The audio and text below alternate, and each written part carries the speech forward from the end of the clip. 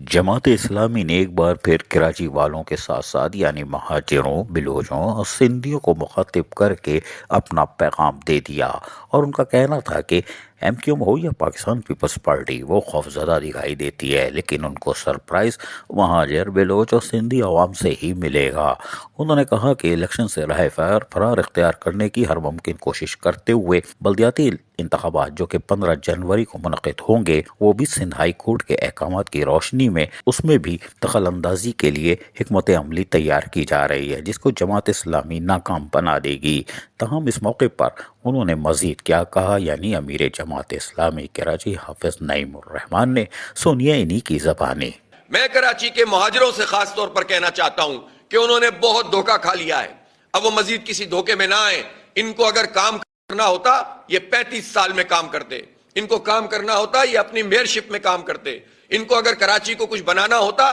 تو آج پانی کا بحران نہ ہوتا، آج کے الیکٹرک کھمبوں کی قیمت میں فروخت نہ ہو چکی ہوتی، جب ان کی مرضی کے بغیر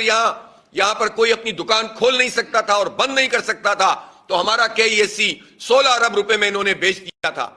اگر ان کو اتنا ہی کراچی کا خیال ہوتا تو کراچی آج اتنا ویران نہیں ہوتا، گندگی کا ڈھیر نہیں ہوتا۔ یہ ایک مہینے میں صرف قبضہ مافیا بننا چاہتے ہیں، اور جو قبضے پیپلز پارٹی اور MQM مل کر رہے ہیں اس قبضوں کو تحفظ دینا چاہتے ہیں، اور عوام پر یہ تاثر دینا چاہتے ہیں کہ ہم پھر جو ہے وہ دوبارہ سے آ رہے ہیں۔ اس لیے کراچی کے مہاجر عوام خاص طور پر ان عناصر کو مسترد کریں۔ جماعت اسلامی کراچی کو اس کی اصل کی طرف لے کر جائے گی۔ میں یہ بھی کہنا چاہتا ہوں کہ اب یہ سیاست بہت ہو گئی کہ MQM مہاجر اور سندھی کے لیے جو ہے وہ پیپلز پارٹی، اب تو انشاءاللہ پیپلز پارٹی کو سندھیوں اور بلوچوں سے سرپرائز ملے گا۔ جس طرح سے وہ لوگ ان کے پورے مافیائی طرز سیاست کو دیکھ رہے ہیں اور اپنی رائے قائم کر رہے ہیں، انشاءاللہ تعالی یہ جس کو اپنا گھر سمجھتے ہیں اور اپنی جیب میں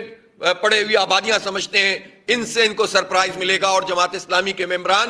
وہاں سے بھی کامیاب ہوں گے۔ اس لیے اب یہ دھندے بازی ختم کی جائے، اور میں یہ بھی کہنا چاہتا ہوں کہ امپریشن یہ بھی دیا جاتا ہے کہ اس پورے پروسیس میں، مردہ گھوڑوں میں جان ڈالنے کے پروسیس میں اسٹیبلشمنٹ بھی شامل ہے، تو اسٹیبلشمنٹ کو جس طرح سے وہ کہہ رہی ہے کہ اب ہم سیاسی عمل میں مداخلت نہیں کریں گے اور ہم سیاست سے دور رہیں گے، تو انہیں واقعی اس عمل سے دور رہنا چاہیے، اور کسی بھی پارٹی کو زبردستی مسلط کرنے یا کسی پارٹی کو آنے سے روکنے کے لیے مینجمنٹ کرنے کی کوئی ضرورت نہیں ہے۔ وہ دیکھیں جو آ رہا ہے اس کو آنے دیں، ہم کسی سے کوئی خیرات نہیں مانگتے۔ آپ لیول پلینگ فیلڈ دیں، آپ عوام کو ان کی مرضی پر چھوڑیں، سب کا کچا چٹا لوگوں کے سامنے ہے، کون خدمت کرتا ہے، کون استحصال کرتا ہے، کس نے ڈیولپ کیا ہے اس کراچی کو اور کس نے چائنا کٹنگ کی ہے، کس نے کراچی کو پانی کے منصوبے دیے، کراچی کو سڑکیں دیں، کراچی کو ماڈل پاس دیے، کراچی کو کالجز دیے، اور کون ہے جو کالجز کے اوپر قبضے کر رہا ہے۔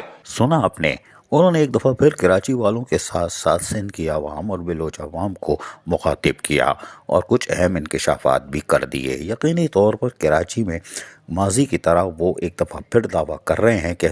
سابق سٹی ناظم حاجی نعمت اللہ خان ایڈوکیٹ کی سربراہی میں جو کام کیے گئے تھے اس کو تسلسل سے اب پھر جاری کریں گے، یہ ان کا دعویٰ ہے، اور یقینی طور پر جماعت اسلامی کو موقع ملا تو وہ ایک بار پھر کام کر کے دکھا سکتی ہے۔ خاص کر بلدیاتی ملازمین جماعت اسلامی کے ناظمین یا چیئرمین جو بھی گئے اس کے منتظر دکھائی دیتے ہیں، اس لیے کہ یہ ملازمین کے ساتھ ساتھ جہاں ان کے مفادات کا تحفظ بھی کرتے ہیں وہیں پر علاقے میں کام بھی کروا دیں گے۔ عزیز عارف، KBS بلدیاتی نیوز کراچی۔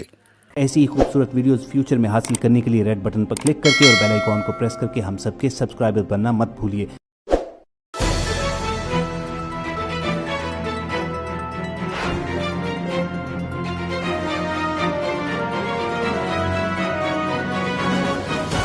KBS بلدیاتی نیوز۔